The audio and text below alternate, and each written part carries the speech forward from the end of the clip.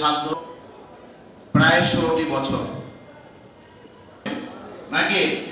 অতএব এদেশে যারা ক্ষমতা ফেডারেশন বরিশাল অ্যাডভোকেট জহিরুদ্দিন আমিন মঞ্চ সিরিয়ার কেন্দ্রীয় সাংবাদিক বন্ধুগণ, আসসালামু আলাইকুম ওয়া রাহমাতুল্লাহি ওয়া বারাকাতুহু। জনাব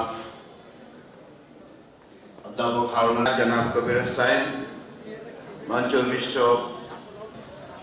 বাংলাদেশ জামাত ইসলামী বরিশাল জেলা। মূল জায়গাটা হচ্ছে শ্রমিক এবং মালিক